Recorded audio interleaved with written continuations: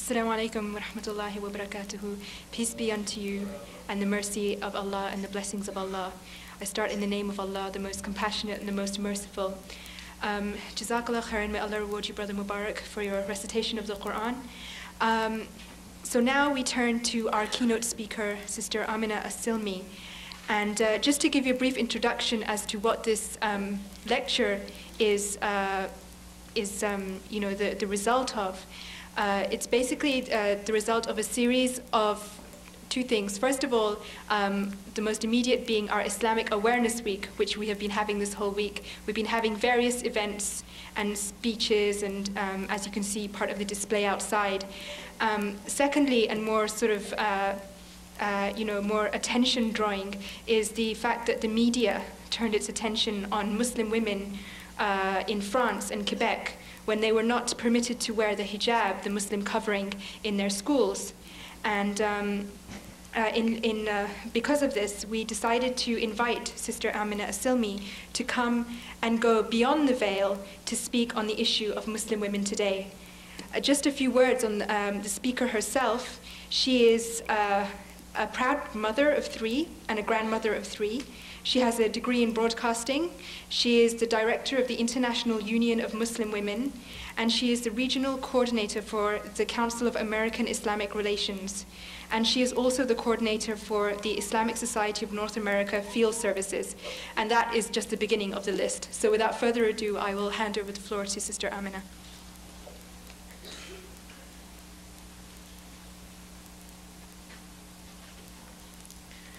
Assalamu alaikum.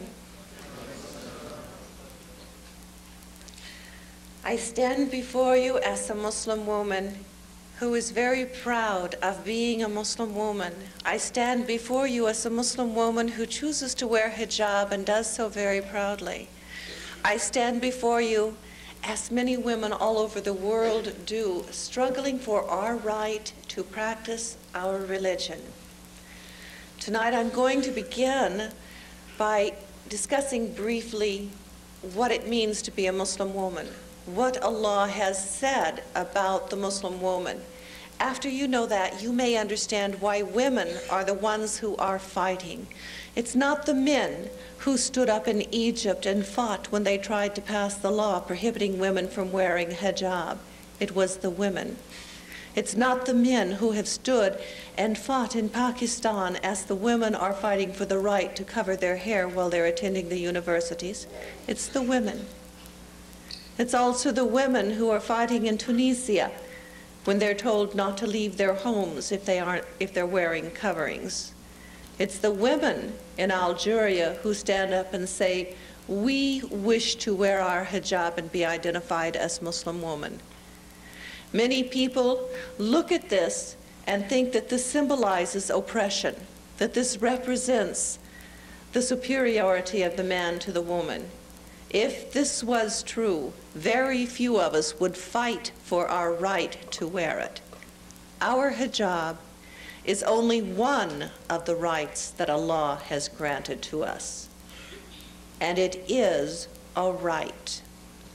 I'm going to run just through a few of them. We'll start with procreation. Allah said that the man and the woman have equal responsibility in the area of procreation, that the man is not more valuable than the woman, that it requires the two, and that both have the same responsibilities in this area. Allah decreed that women should be educated. He decreed that all of humanity should be educated. Education is vitally important to a Muslim. We must seek knowledge even into the ends of the earth, but knowledge we must have. We go beyond that in that Allah has said that the woman's voice must be heard and given due response. We have a right to voice our opinion. We do not have to be silent shadows in the background in a world that is run by men, because we will be heard. This is our right granted by Allah. It is the right of society granted by Allah, because where only one side is heard, the society cannot grow to full health. We go beyond this now to the right to own our own property, to control our own wealth, to make the decisions of finance. Women have for centuries been fighting for the right to control their own wealth. Little did they realize that Allah had granted this to us over 1,400 years ago. Whatever a woman owns is hers when she gets married and remains hers. Her husband has no rights on it at all. Whatever comes to her during the marriage remains hers. The husband has no right on it at all, except that which she chooses to give to him. He cannot even ask for what is hers. The responsibility of maintenance is his, no matter how much money she has. She controls. She makes the decisions about what is done with her property and her income. We also have the right to choose our own husband. Many people have the misconception that the marriages are arranged by family members. Now, in some cultures, unfortunately, this is true. They bypass Islamic law and follow something that comes from way beyond imagination. In Islam, the male and the female child must both be consulted before they are married. The involvement on the part of the parent is supposed to be in making sure that this female or male child, that these are the two people who belong together, that they are going to bring each other happiness, that they are going to make a solid family which will be an asset to the society. As a mother, as a grandmother, I go through this as my children reach the age of getting married. And I have to sit and I have to talk with them in the way of Islam to make sure they understand their responsibilities. So as my son, my older son, is getting ready to get married, I sat with him and explained to him his responsibilities as a husband. Then I sat with the girl he was considering to make sure she understood. Then I sat with her, with him, and with her family as we talked about the things that were important to both sides of the children. The family was very surprised when I insisted that my future daughter-in-law have a college education.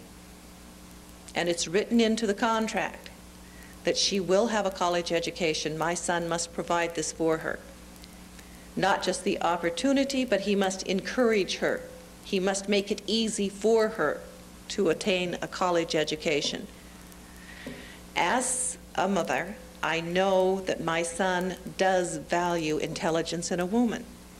I know that he would not long be pleased with a wife who was not as educated as he is.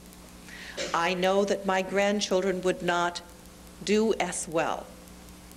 So I am protecting my son's future happiness. I am protecting the grandchildren's future happiness by being involved in requiring those things which I know are important.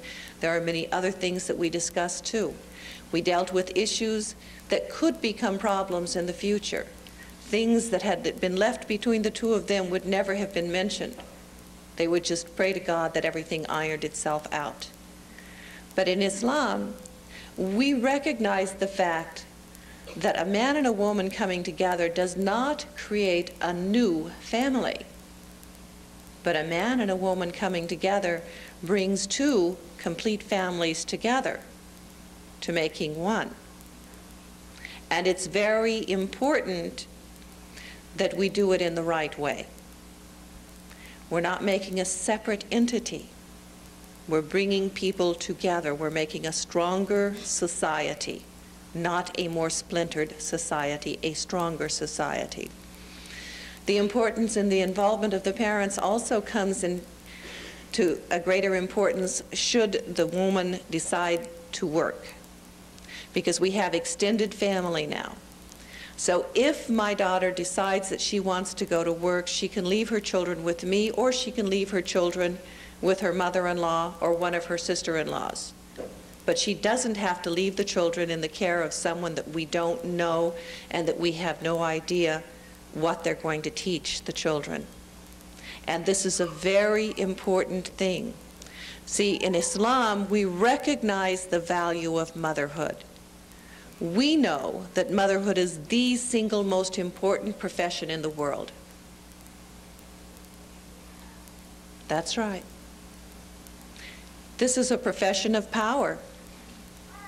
We're deciding the future of the universe. What I teach my children determines whether they are builders or destroyers, peacemakers or warmongers. So yes, I'm deciding the future of the universe and how I teach my children and how they teach their children. That all comes from the mother. So we know the value and the importance of motherhood. And when we're arranging a marriage, we know that a complete family requires the presence, the continual presence of a man and a woman to give the child the full security that they have a right to expect in life. So we're very careful. Now, divorce is permissible in Islam. And we have, as women, the right to obtain a divorce should we need one. But we also know that before we come to a divorce, we're going to go through arbitration and great extremes to try and save the marriage and keep it together. But we do know that we have the right to divorce when it's necessary, and we can exercise that. Islam also provides protection and rights for the woman and the child in the case of a divorce. If divorce becomes necessary, by Islamic law, we must part amicably. We're not allowed to say anything negative about or to our former spouse. We can only be kind with each other. This is very important because where you have a man and a woman who have a child and then they separate and they're busily ripping each other apart, what they don't realize is that actually they're ripping their child apart. It's the child who suffers. Every time you say something bad about the mother, it's the child who suffers. Every time something bad is said about the husband, the father, it is the child who suffers. So Allah said, none of this. If there is divorce, it will be amicable. We must be peaceful. Another thing that Islam provides is the responsibility for the child. A man is 100% responsible for his child whether he lives in the house or not. He can't get away with paying $150 or $300 or even $1,000 a month. His responsibility goes beyond finances. He's responsible for the mental, the psychological, the emotional development of this child. He must be a part of the child's life. And he must provide financially for everything for the child. Many times in divorces, there's not very many divorces, but where there are amongst Muslims, you find that the man willingly will give money to his former wife so that she will remain in the house with the children. Who better to take care of the child than the mother? Why hire a babysitter if the mother is available? So we do things in an amicable way which allows the child to grow up without the strife, without the pain and the agony that they suffer from the other kinds of divorces. Our rights continue on. So we've had the right of procreation, the right of education, the right of voice, the right of owning our property, of choosing our husband, of disposing, if necessary, of our husband, the right to protection for our children, disposing not through death, okay? Let's make that clear, all right? That right we don't have, okay? We continue on into the right of hijab. And hijab is a right. It's not just an obligation and a responsibility, it is a right for the woman. The Quran says that we should cover ourselves and identify ourselves as being Muslim. My hijab does that. When I walk down the street, I am identified as being a Muslim. The second part says that we would not be molested. Now, molesting does not just mean rape, and we've simplified things a little bit too much when we start talking about Islam. First thing you have to know is that rape has nothing to do with sex, physical desire, love, any of that. Rape is an act of violence and hate, and it does not depend on the way a woman is dressed. A woman does not ask to be raped by wearing less clothing. That is not why a man rapes. A man does not rape because he is sexually excited by the physical appearance of a woman. This is an act of hate for women. It is an act of violence against women. And they even rape 70- and 80-year-old women with no figure. Okay, this dress prevents us from being molested because this dress reminds us constantly of who we are. When I pass a store window and I see myself, I'm reminded that I am a Muslim. The knowledge that I am a Muslim says you are a woman of value. You are a woman of worth, of dignity, of importance. And when I walk down the street or interact with anyone, I interact with that knowledge. And the way that I behave, because I know my own value, dictates the way other people interact with me. So when I get on the bus, I expect the men to get up and give me their seats, and they do. When I come to a door, I expect it to be opened, and it is. When I walk into a room, I expect all lewdness and profanity to cease immediately, and it does. Because they know that I know what my own importance is, what my own worth is, and I am granted the dignity of who I am. So when it says to protect us from being molested, it's because we get an attitude that goes beyond attitude. Because we have the attitude of Allah. This is a right that we will fight for. The right of hijab is something that I have given up a great deal for. I am no longer allowed to work in my own profession, which is radio and television, because I will not remove the hijab. I cannot work in most professions because I will not remove the hijab. In the States, you can't be a public school teacher, you can't hold public office, you can't work in any of the federal or state offices, you certainly can't work with television or radio, not even behind the scenes, okay? I was a producer, I'm not an on-camera person, I don't like cameras and lights and microphones. But even that we are not allowed to do if we cover ourselves in the United States. We continue to wear it and we continue to educate people about Islam because this is not a sign of oppression. The way we dress is a sign of dignity and pride. Pride in being Muslim women, and we want the world to know who and what we are. We find it interesting when we go to state functions, and in spite of themselves, they're frequently forced to invite me to functions that they would rather I not show up at. But when I attend, I'm always fascinated because, you know, when you're going to a state function, you're going to dress to the tenth, okay? The men come, and how much of the man is showing? Hands and face. He has to be dignified. Only his hands and his face will be displayed. Long pants, long sleeves, shirt, vest, I mean, he is covered. Now, how is the woman expected to show up?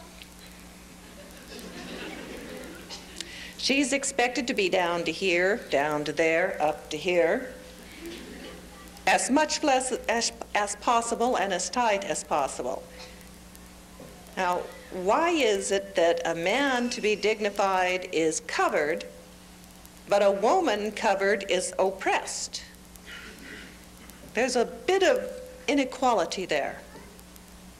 It seems to me that if dignity means that a man is covered, then when a woman is covered, there should be dignity as well. And if a woman who is covered is oppressed, then a man wearing clothes must be oppressed as well. Someone needs to talk with our political officials. They are so oppressed. See, hijab is not oppressive. It's not a sign of oppression of women. It's not a sign of inequality. This is a mark of dignity and pride. And it's not something that we Muslim women are going to give up easily. We'll put our lives on the line where it's necessary. We don't give up. I tried to talk about the rights of women a little bit because I want you to understand why we are not willing to take our clothes off. Thank you. I want you to understand that is what is happening in many of the so-called Islamic countries has nothing to do with Islam.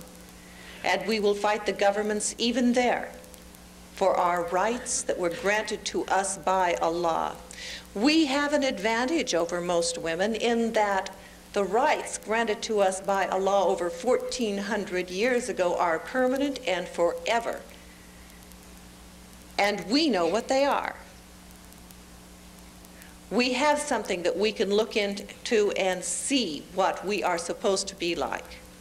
We also know that what Allah has said is for the benefit not only of a single individual woman, but of a family, of a community, of a state, of the universe.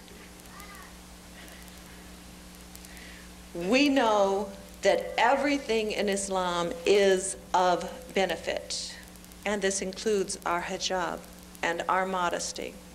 Now, I don't want to leave from up here without letting you know that hijab is not just for women. There is an appropriate dress for men as well. The brothers, some may cringe here, the brothers are not allowed to wear tight pants. It's not permissible. It's also not healthy, and when you reach the age of 49 or 50, you'll know the difference. Men are also not allowed to wear their shirts unbuttoned down to their waist to show off their hairy or non-hairy chests.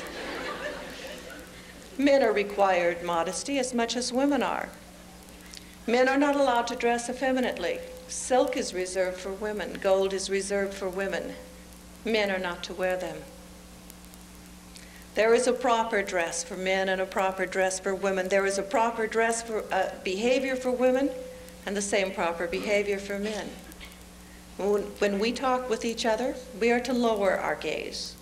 We're not to gaze into each other's faces, into each other's eyes, but to lower our gaze when we are conversing with each other. Not just women, but men must lower their gaze as well. All that Allah has ordered is of benefit to all of us. It is recognized in Islam that there is no such thing as absolute independence or absolute individuality. We are an interdependent species. We cannot survive alone. We cannot survive alone. Knowing that we are an interdependent species means that we know in exercising our rights, we cannot take another individual's rights away from them. So in securing our rights, we must be sure that everyone else's rights are secured as well. In securing the right to wear our hijab, we cannot require that other people wear hijab. This is not a part of our way. We don't force our thoughts upon other people. This is not Islam. Each person must grow and learn and obey Allah according to their understanding and their ability. But each person must also seek the knowledge to understand where they are supposed to be at. To talk about the woman in Islam, to talk about the struggles that we are facing throughout the world at this time, would take maybe 10, 15, maybe 20 hours. And I don't have that much time. I want to allow time for interaction. So I'm going to close here and invite questions. I'm going to ask not to have long comments. Okay? If you want to get into a debate, you can schedule a time with me later. I am not here to debate with anyone, and I will not. So if you wish to debate, you can make an appointment and I will meet you at another time in another place. This is a time for questions and dialogue. Assalamu alaikum.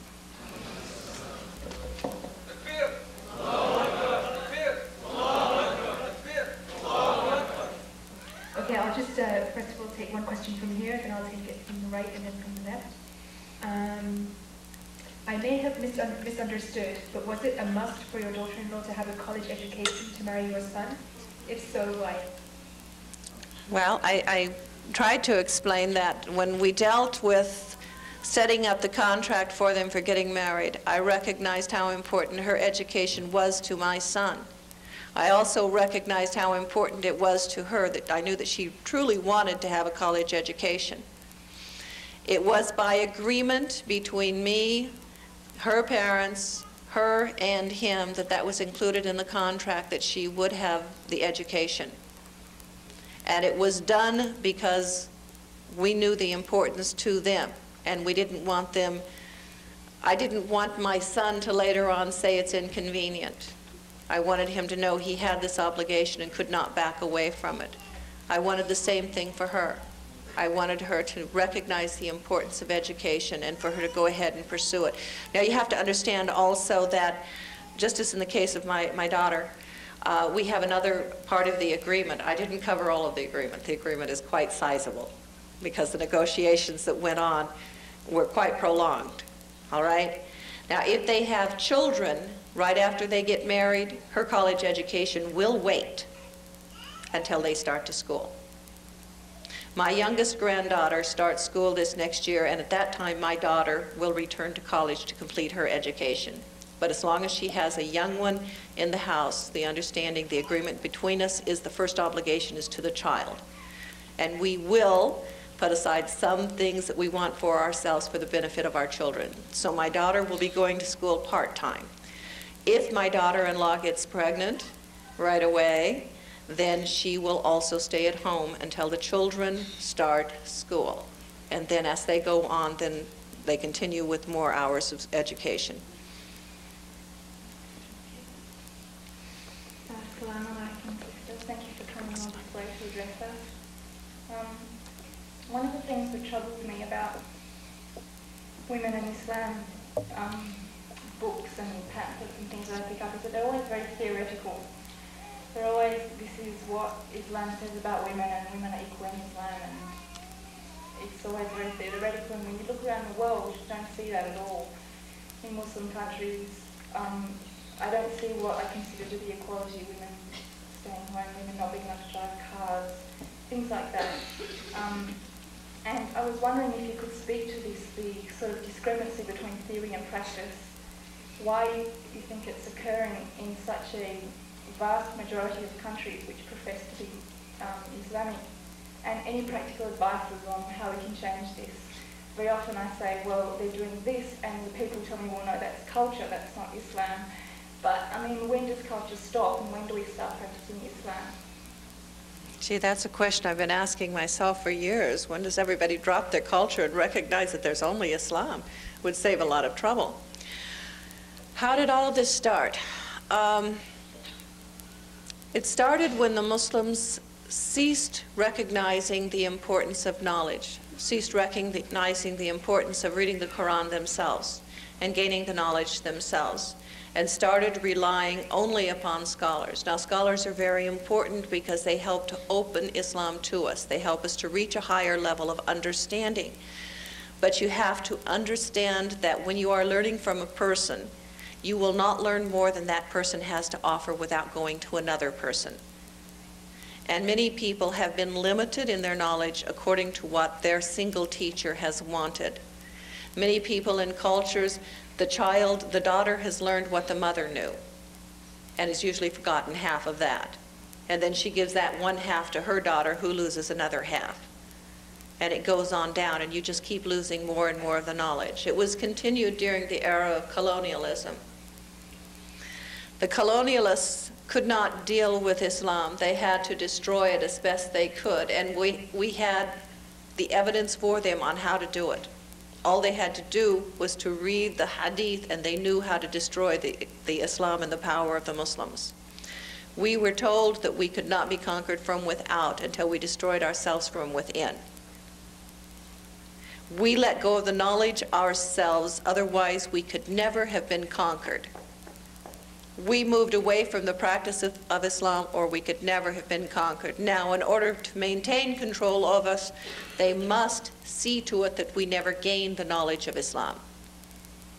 So in different countries, they did different things. They set up schools for educating the imams. They encouraged only those imams who would agree with the state. They made things easy only for those teachers that would agree with the state. Or they would encourage ignorant people to become religious leaders. They would issue papers saying that so-and-so was a mullah, or so-and-so was an imam, or so-and-so was sheikh, when they weren't qualified to be. And so we began to be taught by ignorant people. We can only set things straight through knowledge. There are, alhamdulillah, in most cases the families really do care about what is of benefit, but the reality is that in many countries the parents are not using the wrong yardstick for measuring the spouse, using the wrong yardstick. The first thing they look at in many places is going to be the degree, the profession. In some countries, you've got to be a doctor. In others, they want an engineer. The next thing they look at is where is the social standing of the particular family. The third thing they look at is the money. How much money does he have? What is his earning potential? On the girl's side, when they're looking at the girl, okay, how pretty is she? What's her social standing? And how much money does her parents have? That's what they're looking at. We also have instances, and I'm dealing with families right now on numerous of them, so I'm speaking from direct knowledge. We have many cases where young people have found people that they would like to be married to. They're very suitable because they're both Islamic activists.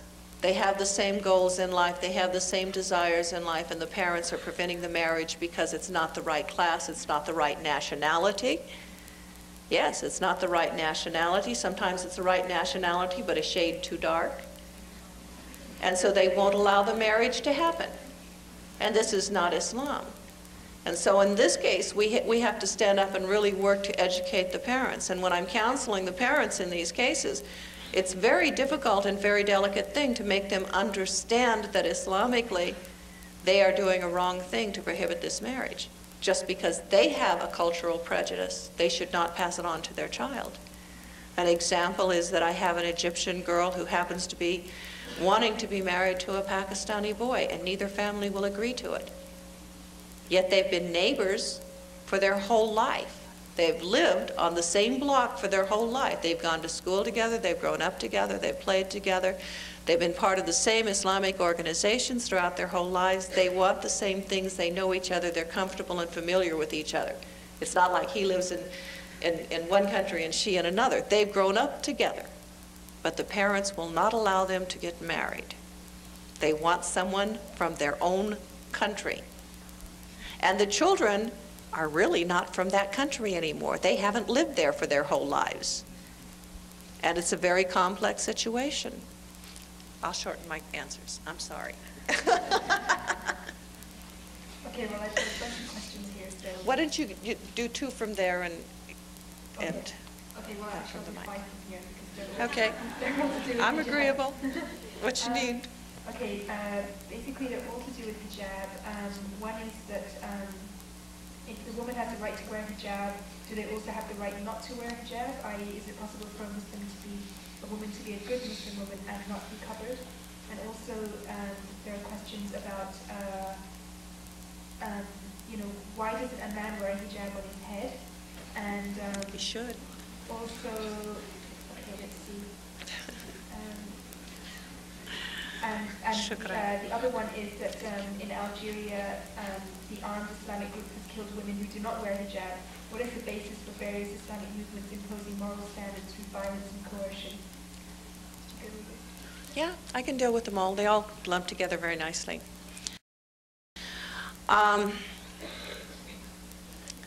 Allah is the judge. Allah is the judge. We are not given the right to judge each other. You cannot tell the iman of a person by their outer appearances. We do not have the right to require anything of anyone. Islam is not allowing compulsion in religion. This is not saying that hijab is not a part of Islam.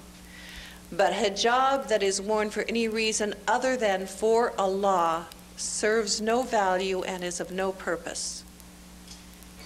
Wearing hijab when it is not for Allah is being a hypocrite, a liar, and a deceiver. And this is not what you want. This is not an asset to the community. This is not an asset to Islam. It is not an asset to the family.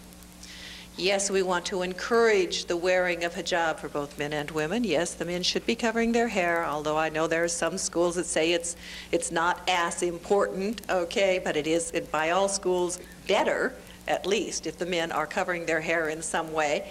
I wish I saw more of you covering in one way or the other. It would please me enormously. The men frequently, I had one man here in Canada come to me and say, don't you think we should encourage the women to wear the hijab so that people could see the Muslims? And my response is, I would like to see the men dressing in a way that they could be identified as being a Muslim. And that doesn't mean a beard, because a lot of men wear beards who are not Muslim. There's also some nationalities, I happen to be Native American, and Native American men don't grow beards. It's not physically possible for us to grow beards. But we can still be in service of Allah. So you can't judge by a beard. There have to be other ways that you could look and see whether someone is a Muslim. And so you should be identified as a Muslim as well. The people who are forcing it, they have to answer to Allah. Because our decisions in Islam, they're to be ours. Okay, I'll take a question from this guy. Assalamu alaikum wa rahmatullah. I think some people have they have this sort of inner turmoil going within themselves. I was surprised to know that in Quebec they had this situation with a sister that was denied the ability to enter school because of the hijab. In terms of your opinion, do you think it's the two different sides? Should we take the approach that we should lobby and go to the government and, like for instance, the situation in the United States about wearing the hijab and inhibiting your profession? What feasible means we need to take? Because I think a lot of Muslims are incognito because we don't know which way to go. Should we take the political due process step, or should we start to be, what's the other option in the bill? We have the same situations in the United States, by the way. Just a matter of weeks ago, a woman in St. Paul was arrested because she had on hijab. And so we have the same situations happening. When that happened in St. Paul, the women organized immediately. And we called newspapers and television stations and radio stations. We did talk shows, we did interviews, we went to the police department, we went to the Senate, we went to the state offices, we went everywhere to make sure that they understood that this was something that could not happen. We were not silent. And we went through using public relations, and this is something Muslims need to learn, the effective use of the media.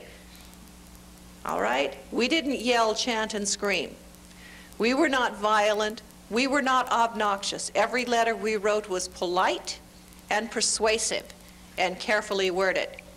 Every meeting that we had, we came forward positive, kind, and polite in the way of the example that we had. We were involved in all fronts. We continue to be. We're involved in the legal process. You should be involved in the legal process too. You can't change things without being involved.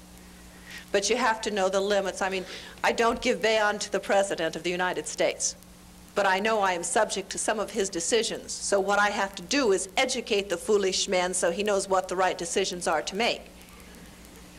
Well, if we don't do that here in Canada, then we have to expect things like Quebec to continue to happen. If you don't speak out, it may happen in Ottawa as well. If the Muslims in Quebec don't speak out, it'll continue. If the Muslims of France don't get a little more positive in the way they're handling things, it'll continue. The Muslims of France still aren't standing up and explaining that hijab is a right, that it's not a sign of oppression. They're still not saying it, and we have to defend our rights. So get involved in every way you can. Learn to use the media. Develop journalists. Muslims need to develop journalists. Encourage your children into the field of journalism, into radio and television. We need them because they influence the masses. A broadcaster can influence millions of people, where an imam can only influence the people who will come to him to be heard. Think about it. Sorry. There are a lot of concerns here about concerning professional women as regards child rearing, and what is the role of the husband in looking after the child. Like, why can't the husband stay at home and look after the child rather than the wife? And also, what is the? Do you consider man to be dominion? I guess over the woman, and is he considered to be the leader in the household? And just to sort of, I guess, in addition to this, another question that you said that the rules set by Allah for you were set 1400 years ago, but if Islam is universal, how about people before that time? Okay, we'll start with that one first, okay, because it doesn't link in with the others and I don't want to forget it, okay? Allah has sent prophets through all times, okay? And the message was the same. The teachings were the same. But the message was not written down at the time of delivery, and the message was changed, warped, and altered in many ways. The Prophet Muhammad ﷺ was the seal of prophets, the last that was required, because the Quran was written down at the time of revelation. It was not written from the memory of someone. It was not written from suppositions. It was written from the actual word of God. So the people before had prophets as well, and those prophets also came from God. When we talk about Moses and Isa, all of them down the line. Now we get into the subject of man. Hi, Sugar Bear. That's a cutie. Okay, the man and his dominion. All right. The man has, in the case of a disagreement, the man has the last word. And it's necessary that one person have the last word, otherwise an argument could go on indefinitely. So the man is given the last word, but that does not give him complete authority, because the man is also required to function in consultation with his wife. So he must be considerate of her and her needs in making any decisions. And when they're having their discussion, if it comes down to that it has to be ended, the man has the final word. That's his degree of authority over her. When it comes to whether a man can stay at home and take care of the children while the woman goes to work, yes, he can. I know several Muslim families where the man actually prefers it this way. And one of the brothers, he has 6 children. The 6 children were driving his wife absolutely bonkers. He hated going to work and leaving the children because that's what he liked to do the most. And he's wonderful. All of his children have memorized the Quran. All of them recite Quran beautifully. He does a wonderful house. He cooks really well. He's, you know, alhamdulillah. And he's also 100% a man, all the way down the line. Okay? She happens to be a doctor, and she was very eager to go into the practice, and they reached the agreement between them. You know, this is really what I'd like to do. Do you have a problem with it? And they agreed to it between them. It's what she wanted, it's what he wanted. Can a man require a woman to work? No, a man can't require a woman to work. Can a man use the money that a woman earns when she's working? No, not unless she lets him. Only the amount that she allows. He doesn't have any right to her income. So they had a lot of agreements to come to, you know, as far as her income when they made the decision that he wanted to stay at home and quit his career, and she would now pursue her career while he stayed at home and had fun with the kids. And they have a great relationship. I love to go to their home. It's a beautiful thing to walk into their home. The relationship between the husband and wife is magnificent. Such kindness, such consideration, such love between them. It's so obvious. You can see them sneaking looks at each other, and you know how much they love each other. You know it. And the adoration of the children. And there's so much peace, So much peace. The children never seem to be fighting. And they're certainly not waiting for Daddy to come home and punish them. Daddy's already there. Islamically, the man, whether he's working or not, must be involved in bringing up the children. He has to be there. A man should be changing diapers when he's home as much as a woman. Diapers are not a woman's domain. It's a man's too. You made the child. You had your share in making the child. You got your share in taking care of the child. And a child will grow up much stronger, much happier, much more healthy if he has a positive interaction with the father. It's necessary for the girls because a girl interacts with her husband according to the way she interacted with her father. A lot of times I have to caution men on the way they behave with their wives, because how you behave with your wife, that's what your daughter will expect. If you strike your wife, if you're rude to your wife, this is what your daughter will expect and accept. So remember, how you treat your wife, your daughter's husband is going to treat her. So be careful. Okay, and women, the same admonition goes to you on being careful how you interact with your husband as well.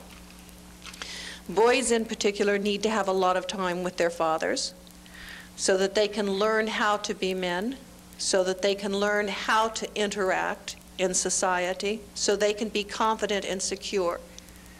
You can't just come in, say Salamu Alaikum, do your prayers, and go away from the children, shove them in another room. They need more than this. And if you look at the example of the Prophet Muhammad sallallahu alaihi wasallam, I mean, he carried his grandchildren in the salat, both male and female. They were allowed to crawl all over him. He would run to see them constantly. He was so loving and doting on his children and his grandchildren. And he was certainly a man.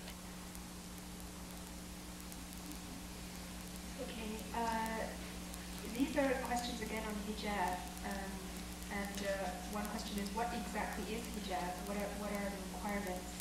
Another is that some scholars or intellectuals say that the word headpiece is not mentioned in the Quran. Another is that does a mother have the right to force her daughter to dress the way the mother thinks is Islamically right? And in addition to that, are you suggesting that non-Muslim women have no sense of value?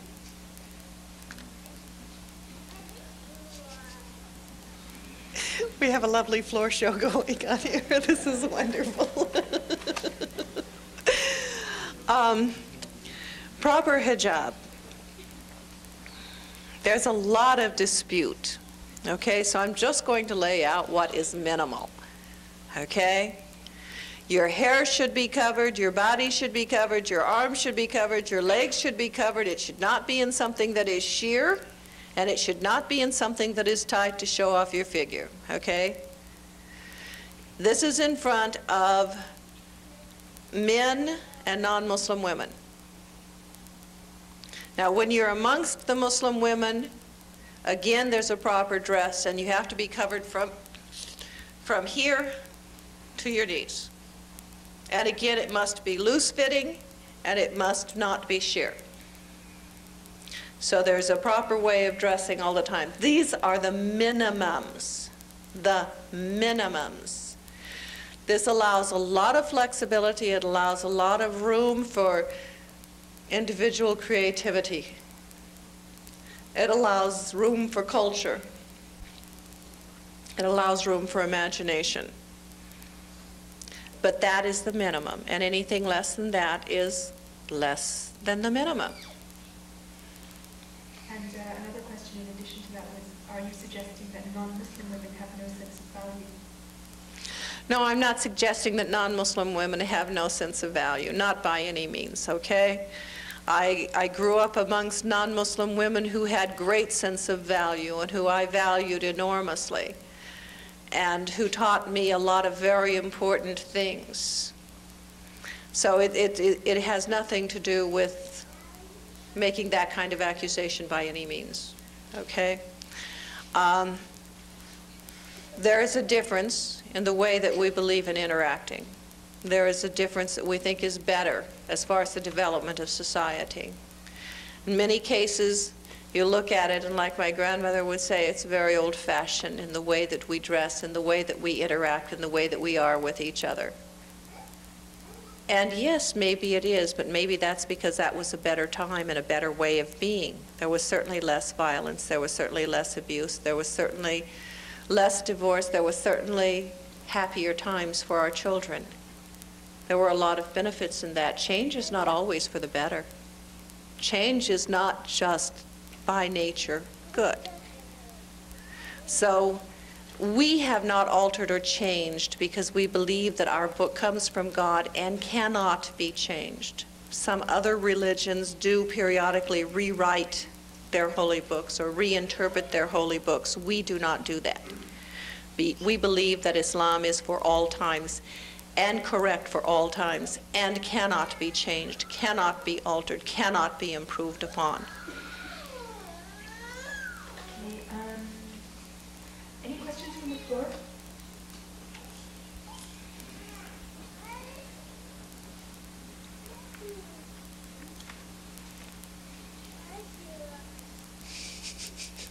Assalamu alaikum. I mean, you touched about the issue of the hijab from the right point of view. Don't you think it is the right, it is the order of Allah? Yes, it is the order of Allah. It is a part of Islam. It's required. It's a part of our Islam. This is the proper way of dressing. Just as there is a proper way for men to dress, there's a proper way for women to dress. But whether it's the proper way or not, we don't have the right to enforce it upon anyone. I can't go through this room and make every man in this room to take off the tight pants or to put on a hat or a turban or a scarf or something like that. I don't have that right. So I don't have the right to enforce it. What I have the right to do is educate people, to raise their awareness, to encourage them to grow and develop and to appreciate that which Allah has told us is best. Just I don't have the right to enforce it. Okay, you're still welcome to come up to the mics.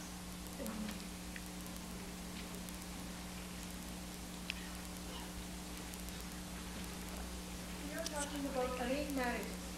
It's not arranged marriages that we force our children to marry so and so.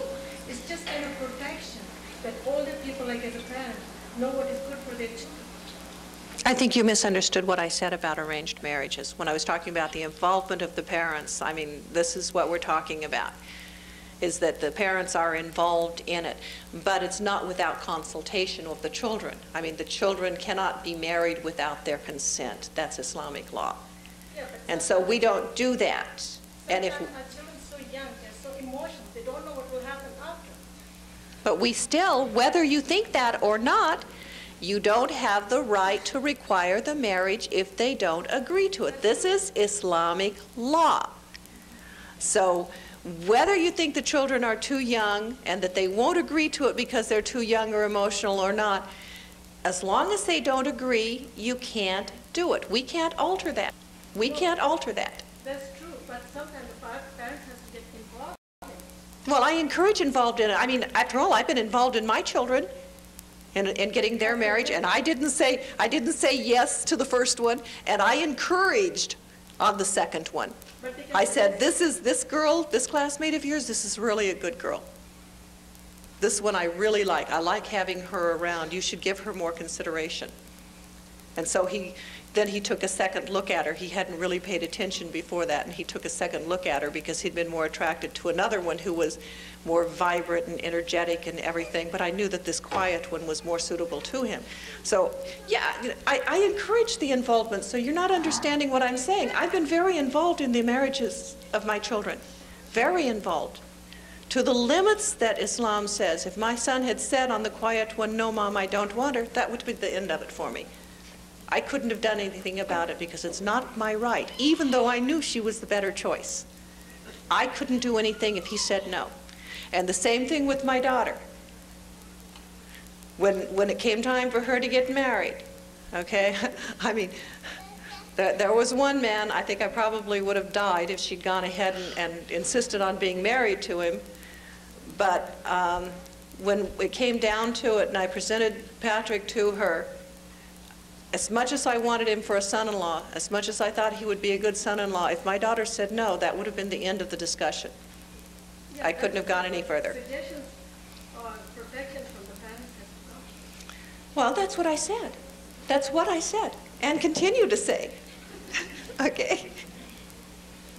Okay, there are a couple It's okay, she doesn't bother me.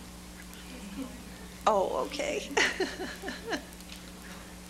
Okay, there are a couple of questions here on the issue, we often talked about issue of polygamy.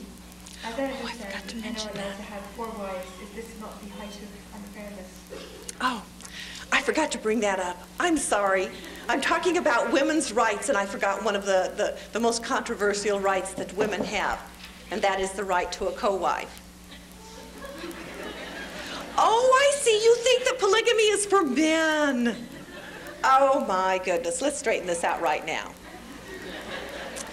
Okay. Yes, a man can have 4 wives. That's true. And along with the wives, remember that a man is 100% financially responsible, and he also has to answer to Allah if he is unfair to his wife, even if there's only one. If he hasn't been fair to his wife, he must answer to Allah. And along with when he got the first wife, he got a mother-in-law.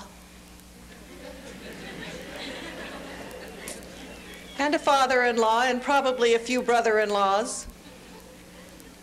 And you talk about keeping peace. When there's one woman in the house, try keeping peace with 2 or 3 or 4, especially if the man was the one who chose them. What does a man get out of polygamy? A giant headache and a financial burden. But when it comes to polygamy, a lot of people are very insecure with polygamy, and you have to be truthful and honest with yourself on how you feel about it. But you need to re-examine polygamy. First of all, let's get rid of this idea that God only gave things to men. This is a Christian concept. It has nothing to do with Islam. Okay? God gave equally to men and women. And it just might be that the reason there was only one Eve and one Adam was because God was telling Eve, one man is enough. Maybe God wasn't saying anything to Adam. He was telling Eve, believe me, one is enough. Now, when we talk about co-wives, you have to realize that in Islam we recognize that women have needs that go beyond for food, shelter, and clothing. We have physical needs, psychological needs, emotional needs, and those needs must be met. In Islam, those needs may only be met through marriage. We also face the problem even today, and have throughout all of history, and will continue through all of history, to have more women than men. According to the U.S. Census for 1990, if we married every man to a woman, every eligible man who thought like a man, to a woman, we would still have better than 20 million women who had no chance of marriage. But those 20 million women still have the same needs, the same desires, and the same right to have those needs fulfilled. Well, she could take the option of deprivation, and that's what it is deprivation. But that's been proven to be physically unhealthy, psychologically unhealthy, mentally unhealthy. She can take the option of taking someone else's husband, but that doesn't change the numbers, only the people. And it now leaves a different woman out there with the same needs, and now then some children without a full-time father. It also causes suspicion amongst women, so that the women continue to be competing with each other and not trusting with each other. Oh God, don't let her get too close, she's not married. Get her married to somebody fast before my husband gets interested. You know, shove her out the door, don't let her come anywhere around. It causes mistrust because you're afraid that your husband may choose another person over you. rather than being sisters with each other. Now in Islam, we want for our sisters and our brothers that which we want for ourselves. And so we have to sit and think, what would we want for ourselves? Would we want to have a life with no chance of having our physical needs met? And if not, then we need to examine polygamy. Now I have to tell you, when I first became aware that I was a Muslim, the day I took my Shahada, that was the day I became aware, my Shahada was a wee bit different because I didn't feel the same way that I do now. So I'm going to tell you what I said at that time. I said, Ashhadu an la ilaha illallah wa ashhadu anna Muhammadar Rasulullah, and I will never cover my hair. And if my husband takes another wife, I'll castrate him. A few years after embracing Islam, accepting the fact that I was indeed a Muslim, I set out to write an expose on polygamy to try and show Muslims that they should no longer practice this backward, wayward thing that just had no place in modern society. I spent 6 years researching for this. I interviewed many, many, many polygamous relationships, and I was very surprised at what I found. Now, I interviewed both the successful and the non-successful.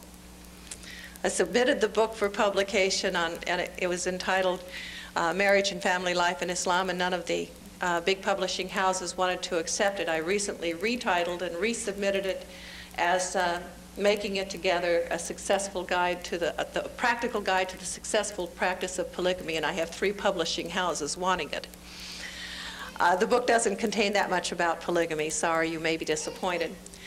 But in the course of my study and talking with these people, studying Quran, studying Hadith, checking scientific facts, reading the census books, reading different papers written by prominent psychologists and sociologists, I came finally to understand the value of polygamy and the importance of polygamy in our life. Now this does not, don't get the idea that I'm promoting polygamy, because I don't think there's very many men around that can handle it, in all honesty. Okay? Some of the men that I've talked to that do handle it very beautifully were very quick to tell me that the only thing they really felt that they got from polygamy was a giant headache. One brother, Abdurrahman, he used to tell me, oh, Aminah, if I knew then what I know now, if I make one unhappy with me, all 4 are unhappy with me. And then their mothers get involved. I have no peace. I have to be very careful. When we went on Hajj this year, there were 2 gentlemen in our party who had multiple wives, and I observed them in their shopping. One brother was determined to buy diamond rings for his wives. Now, they had to be of equal value and equal consideration, but could not be identical. You can't make it easy by going out and buy 2 identical rings. He had to show to his wives that he had given consideration to their unique personalities. But he couldn't spend more on one than the other. I mean, this brother put so much effort into buying those rings. And the other brother, when he was shopping for the dresses, it was the same thing. The consideration, this one likes purple, so her dress should have purple on it. This one likes green, so her dress should have green. This one looks better in this cut, this one looks better in that cut. Okay? But I had interviewed their wives, and I knew the personalities of their wives. And I also know the successfulness of their marriages. I'll also tell you about Abdurrahman. He was not given a choice. Polygamy was not his choice. He never intended to practice polygamy. Never wanted to. But he married the first one, Aisha. Aisha wanted her best friend, and so she convinced her husband to marry her best friend. Together, they got together and decided they wanted a 3rd friend. And they talked him into that. And then they decided to bring in their 4th friend. And Aisha said, if it would have been possible, we would have brought a few more of our girlfriends in. We have a great time together. You know, they really do. But they chose their co-wives. And this is something that the brothers need to take into consideration, too, is that, you know, your wives will spend more time with each other than they will with you. They need to be able to get along with each other. Don't set your wives against each other. Because when we're talking about the curse that is on the person who comes between a man and his wife, it can be the husband himself who comes between himself and his wife by putting his wives at disagreement or competition with each other. Another question to do with something which I guess is seen as controversial. Many in the West seem to believe, due to media coverage, that in Islam female children are to be circumcised. Is there any truth to this? No. Female circumcision is directly against Islam. This is a cultural practice that was never, ever a part of Islam. The circumcision of a man is done for cleanliness. They circumcise a girl because they think it will increase her chances of chastity until she's married, and chastity during the marriage. This is not Islam.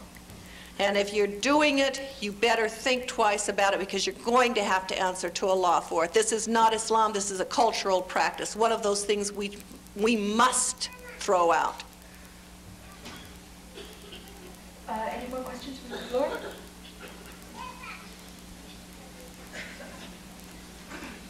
How you doing? Yeah, I'm fine. Thank you. I have noticed some of the very highly qualified and God-fearing women, they are covering even their faces. I don't understand what is their clear. Even in Pakistan, Bangladesh, I've seen those who are Muslim activists. They normally cover their faces. What is their real stand and how the Prophet's wives that they're covering their faces or not? I don't know. Can you please clarify? Okay. I really, in all truthfulness and honesty, prefer to cover even my face. I am more comfortable in it. I'm much more content in that way. And I would cover my face at all times, except I made a commitment to dawah. And one of the things that I was discovering was that when people saw me, they were so frightened that they couldn't hear what I had to say. So I went back to the minimum in order to help people to hear my words better. This is a beautiful thing, the experience of covering the face. It's a very beautiful experience, and many women do choose it. And as a woman who used to do it, I can tell you the value in it myself. It was the best way of being. And as soon as I have enough other women trained to go out and giving talks like this, so I don't have to do them anymore, I fully intend to go back to wearing it. I'll just read one question and then I'll take another one from the floor. Okay, in order to prove that you are a true Muslim, must you give up your culture and identity? No. No, you only give up those things which are against Islam and those things which will separate you from other Muslims. Okay? So we have to learn that we as Muslims are one. I am Cherokee Indian. And in those areas where being Cherokee Indian is in direct line with Islam, then this is great. And those things that are not, then those things are not done. I do not give up my cultural practices. I still carry my name. My son still has he has a second name as well. His name is Muhammad, but he's also known amongst my people as Little Wolf. I am Aminah, but I am known amongst my people in tribal gatherings. Then I go by another name. And this is in line with Islam. There is nothing wrong with maintaining your culture and maintaining your identity. Don't think that one culture is better than another culture, okay? I was born in America by Allah's choice. Allah chose that I was born there, that I was educated there, that I was born to American parents. Allah chose the experiences that I had. If Allah is truly all-wise and all-knowing, then I should be pleased with that which Allah has chosen for me. So where Allah chose to put me was His choice. I didn't sign any kind of petition. And had He wished me to be an Arab or a Pakistani, or a Zulu or whatever, Allah would have had it to be so. I will not question the authority, the knowledge, the wisdom, the omnipotence of Allah. Some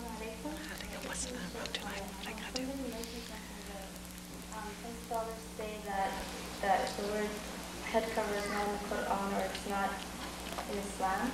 I just want to say that in Surah An-Nur, the word khumuri henna is in there, and the symbol for that is khimar, and khimar means head cover in Arabic. Thank you, that's true. Yeah. Assalamu alaikum. My question pertains to the fact that there have arisen a lot of so-called feminists, if I may use the word, such as Fatima Mernissi and Fatima Ibrahim, actually, who was here, I think, about 8 months ago. And they're getting a lot of support from, you know, the so-called intellectual elite in Western society. So I was wondering what would be your response to these self-proclaimed intellectuals such as Fatima Mernissi and Fatima Ibrahim. For example, in my library, we have a lot of books by these authors. And Fatima Mernissi, I mean, she's all over our library. Yes, and Fatima Mernissi has been for years refusing to get into a discussion with me about what true Islam is about. She doesn't have the courage to meet a Muslim woman. Yes, secular feminists support her because she says the things that they want for people to accept and believe, and she's accepted by the people to try and destroy Islam and drive Muslims apart. And her books are used in the women's studies departments all across the country. And the works of the true Muslim women are not accepted. They're not even accepted by publishing houses, let alone by universities. But we stand to earn some of that problem on ourselves because not enough of our women are writing on an intellectual level. Not enough of our women are striving to gain the knowledge and the ability to share this information. And I challenge the women and I challenge the men to encourage the women to do the writing and to spread the truth of Islam on an intellectual level that can be used in the universities. Give me the books, I will see that they are published and that they are put in the universities, but give me the books. I have a question about actually sisters in giving dawah and position of speeches in front of particularly brothers as well. Just what I have read about Aisha, she's a male with her. She had a screen, not just her veil, from what I have read, between her and there was a blind man who had come to see her once, and they had said, but he is blind, he can't see you, and she had said, but I can see him. How does that play in sisters giving dawah and in the position of giving speeches to an audience of brothers as well? This was a choice of Aisha, but this was not an order of the Prophet of Allah. Okay, if the Prophet of Allah had dictated this, it would be something very different. But Aisha, while being a mother of the believer, we were not told that we were supposed to follow her example. We were told to follow the example of the Prophet of Allah and to also take the examples of the 4 perfect women, of which she was not one of those 4 perfect women. What she did was very good and very well, and this was best for her. She was also very, very young. Okay, I mean, she was very, very young. And it's more difficult for a young woman. I'm not a young woman, I'm a 50-year-old woman. And it's very different. There's also a difference in the way of interacting. Okay? I have a great veil up here right now. I can't see anybody because this light is so bright that the only people I can see are the ones sitting on this side of the room. If I come 1, 2, 3, I can see beyond 3 seats here and that's it. Anything beyond there is a fuzzy veil. And I choose, even though I look around a room, I choose women to look at. I do not look at the men. I choose the women that are sitting in seats to look at. Or if I can just look around and I can't see anything but this huge bright light. And it serves the purpose of the veil. And I think my age also serves the purpose of the veil and my attitude. But again, it goes back to the fact that had this been ordered by Allah, or had this been the practice of the Sunnah, then I also would practice that. Okay, I'll just give a couple of questions from here, then I'll take one from the floor. Okay, one is kind of relevant to what you were talking about just now, and that is that how come the men and women are seated separately? Because we value marriage in Islam. Marriage is very sacred. Of all relationships, the most important is that of marriage. And we go to great extents to avoid jealousy in our marriage relationships. And part of the jealousy can arise just by opportunities that exist. Many times in parties that Europeans attend, a husband and a wife will go together, and having lived this myself and having experienced this myself, my husband was a very good-looking man. He truly was. And the women did look at him, and I was aware of how they looked at him. And they did grab every opportunity to hug him, and I did get jealous. I didn't appreciate it. But it was part of my society, and I had to accept it. In Islam, we know that those things hurt the marriage, and so we avoid any opportunity for jealousy to grow. Thus, we lower our gaze when we are dealing with people of the opposite sex. Thus, we limit our interactions. It's said that when a man and a woman are alone in a room together, there is a third party, and that third party is shaitan, or the devil, temptation. So we avoid those circumstances that could place us into temptation, or that could possibly cause rumors or jealous feelings to arouse. Was there one other part of it? Okay. On the question of polygamy, would I be correct in saying that it is also one of the rights of the women to refuse to accept a second wife? I'm sorry, what? Huh? On the question of polygamy, would I be correct or incorrect in assuming that it is one of the rights of the woman to refuse the husband to have the second wife? No, you can't refuse that which Allah allows. The only person who can refuse you a right is Allah. If Allah has allowed it, then it is permissible. What is granted to the woman is, if she is not willing to accept polygamy, what is granted in the Quran is her right to divorce him. Isn't it in the hadith of the Quran which says that he must have permission from the first wife before he can accept the second wife? No, it doesn't require permission. However, he is warned,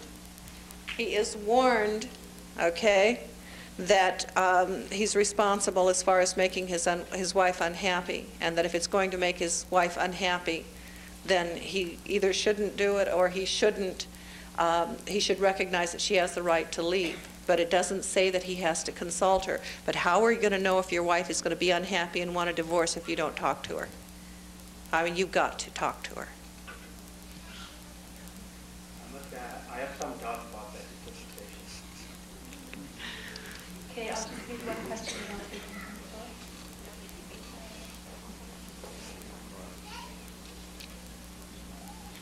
Okay, why does the Quran say that 2 female witnesses are needed for 1 male witness?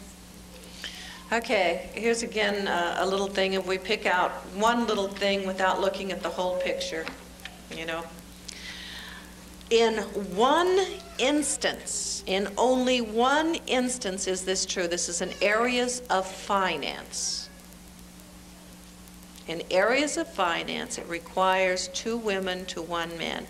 There are other areas where a woman's testimony is stronger than a man's testimony. And there are areas where the testimony can be equal.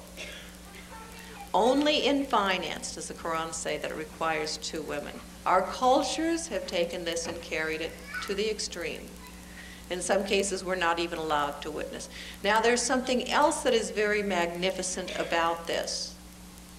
At that time, women couldn't witness anything. What's really interesting is that while over 1,400 years ago Allah said that women had a right to witness things, in the West and throughout Europe, women still were not granted the right to witness. This right is less than 100 years old throughout all of North America and Europe. The right to witness a contract, of any contract. the right to sell property or do anything else. And yet, over 1,400 years ago, this was granted by Allah. We want to look at a little tiny piece and say this is negative, but we don't look at the positive side of this. And there is a positive side on this. Okay, go ahead. My question is, can the husband restrict the wife to the home to what extent? Okay, a wife is not supposed to leave the home without her husband's knowledge and even consent. However, a husband cannot restrict a wife when it comes to the visitation of her parents or the conducting of her own affairs. So he can't restrict her to that extent, nor can he deny her access to the mosque. She has the right to go to the mosque, and no man has a right to refuse that to her. But on other things, going to visit friends, going shopping and things like that, you are supposed to get your husband's permission first. Another question from here is that, okay, there are these two questions, I might as well tie them in together. In Surah Nisa, there is an ayah that condones the light beating of women. I know that Allah cannot believe that hurting the woman is okay. Could you please explain the interpretation of this ayah? And another question is to do with, you said that you seem to be saying that the prophetic and the Quranic laws are just like the modern standards of equality. There's got to be a difference. The difference is it goes way, way beyond anything that we have at present. We don't have anything near an equal standard between men and women or anything near equal to justice like what we have in Islam. There's no comparison with what we have now. I mean, we're struggling and striving to get back to Islamic law if the truth is known, and some people don't recognize the fact that what they're after is Islamic law. Before I knew about Islam, I was active in the women's liberation movement. My problem was I knew nothing about the Quran, I knew nothing about Islam, I knew nothing about what my true rights were. Had I had that knowledge at that time, had I had that knowledge back in the 60s, the women's movement might have been going in a different direction. Once I got that knowledge, then I recognized what God had given, and what we were struggling for was nothing. But gradually, we're moving back towards Islamic law. It's not that we're striving for what we have in the West, but rather that the West is striving towards Islamic law and doesn't even know it. There was another thing. It says that the condoning of the light beating. Oh, the light striking. Yes, I know.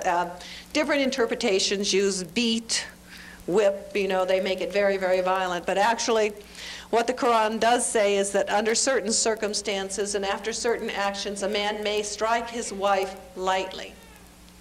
Now, we asked the Prophet of Allah or the companions asked the Prophet of Allah about different things, and sometimes you tell them, you know, don't ask. You know, so there was no restriction. Okay, this was a restriction that a man could not do more than lightly strike his wife under certain circumstances, but nowhere in Quran or Hadith does it dictate how often or how hard a woman can strike a man. Allah didn't restrict that. He restricted the man and said, you can't do this. But there was no restriction placed on the woman. Except we shouldn't, you know, all Muslims are forbidden from striking in the face. Okay? But understand that striking, whether it's a man or a woman, means there's a failure to communicate going on here, and you're putting your marriage in jeopardy. And if we're going to use the example of the perfect example, how many times did he strike any of his wives? Right, never. Were his wives quiet, submissive, and obedient? No way. There's very few women of today who can compete with the mothers of the believers for their strength and their determination. And they made his life miserable on occasions, but he never hit one. Never. So it's a restriction, it's a limitation on men, but they didn't limit the woman. Not too many more. Yeah. Okay, are there any more questions from the floor? Come up to the microphone. Okay. There's a couple. We have a sister with a baby too. Could you come closer to the mic? Assalamu alaikum. Okay. My question is for youth. You know this new craze that everyone's going wild and everything? How can Muslim teenagers, protect themselves from this? And exactly how can we avoid situations which can be very hard? Actually, it's not a new craze. Even when I was young, teenagers were going wild. And even my daughter, who's 27, when she was young, I believe teenagers were growing wild. And I still think teenagers are going wild.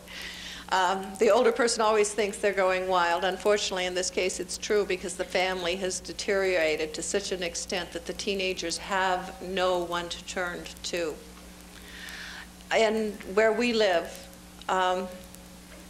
it's a very interesting thing because most of the children are locked, the children, junior high school children, my youngest is in junior high school, most of the junior high school children are actually locked out of their homes until their parents come home from work. Now understand that Kansas and Toronto have very similar weather. Okay, very similar weather. There have been many times that children come to my house, 13, 14, and 15-year-old boys, because it's raining and it's cold and they have no place to go. What are they going to do? They're going to go hang out somewhere. They're going to do something to try and stay warm, and their parents won't let them in their houses. Their parents aren't there for them, and they have nowhere else to go. But they all know, oh, we can go to Khala Aminah's house, and she's going to have a big pot of hot stew, which we can eat all of it if we want to, because she'll just make another supper, and it's no problem. And they come to my house, but they know also in my house there's no profanity. There's no lewdness. There's no drugs. There's no alcohol. And they know that when it's time to pray, we're going to pray. If they want to join us, even though they're not Muslim, they're welcome to. But when it's time to pray, everyone is going to sit down in the room with us and be quiet. And let us do our prayers. And this has done a lot to changing the way some of these children are thinking and feeling. And some of these children are no longer as wild as they used to be. I'm getting reports from the school about how the children are changing, and they're talking about Khala Aminah. And they finally figured out that Khala Aminah was, oh, that's Muhammad's mother. They didn't know who this or what this Khala Aminah was. They thought it was a teen hangout somewhere. Okay. The kids have no place. They have no one. And we, the Muslim parents, I mean, does it really hurt to provide a safe haven for children that aren't Muslim? Do we have to teach our children, to stay away from the kafirs and keep everything away? Can't we provide safe havens? Can't we provide clubs and activities and things for all of the children, Muslim and non-Muslim, to participate in? If we did that, we wouldn't have as much trouble. I can't tell you how many of these teenagers have quit smoking because they can't do it if they come to my house. And if they come to my house and I smell cigarettes on them, I go, please go take a shower. Don't breathe in my direction. And they don't want to hurt my feelings. At first they thought, boy, she's weird. But now then, they really have respect for us. And they're doing really well. And a few of the boys have actually asked if they could come to Jummah prayer with us. And 2 of the children have asked if they could attend the Minna conference in December. And they're not Muslim. I'd love to bring them, but I'm afraid of how the Muslims might interact with them and that they might drive them away before we secure them. We need to provide safe havens. We can complain about how our children are growing wild, but if we don't provide some activities for them, an alternative for them, what can we expect? They have no one in their own homes. They have no example. They have no love. Now I've got all these teenage girls calling and telling me all of their problems. My son is getting unhappy because his friends prefer to talk to me. He's getting jealous. Sometimes he tells me, Mom, could you just go in the other room so they'll talk to me for a while? They accept my hijab. They accept my strictness. They don't do anything that would offend me. If they offend me, I mean, they're practically on their knees begging me to forgive them. And I know they're not this way with their parents. They'll also stand up and fight for me. We can touch a lot of people if we just open our hearts. And it's not a hard thing to do. Help our teenagers by providing them places and activities and things to do. And include the non-Muslim children. They're not as vile and as obnoxious as you may think. I used to be one. I used to be one. Any more questions from the floor? If you want, we have some videotapes of previous talks on women in Islam, including the debate with the journalist from the Atlantic Journal about women behind the veil. And my son is dealing with that in some way. I also have some books by a phenomenal brother named Jeffrey Lang that I strongly recommend. If you haven't heard of Jeffrey Lang, he used to be an atheist. You know, one of those people that didn't believe there was really a God. And he was serious about it. Highly educated man was sure there was no God. Now he is very sure there is a God. He's a Muslim. And he wrote in a book about his struggle. And you can benefit from reading the book because it'll teach you how to answer the questions of the intellectual. So it's really, really good. Inshallah, he'll be speaking at the Maya conference in December, the Maya, Minna, and CIII convention that's happening in Chicago in December. So if you get a chance to hear him, he's something else. Okay, I thank you very much for your time and your patience and your tolerance. I ask you to remember that I am a human with my own weaknesses. What I have said that is correct is from Allah. If I have made mistakes, they are from me, and I ask you to forgive me for any errors that I have made.